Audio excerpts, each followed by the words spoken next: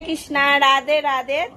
চলো, আজকে হচ্ছে মনির সাথে বাবুর সাথে সাক্ষাৎ করা। আর এই দেখো আমার ঠাকুমা শাশুড়ি,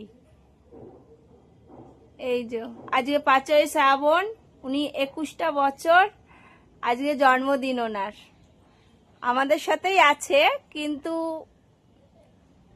এখানে নেই, সে স্বর্গবাসী। যাই হোক, নাত বউ, বড় নাত বউ আজকে হচ্ছে দিয়েছে।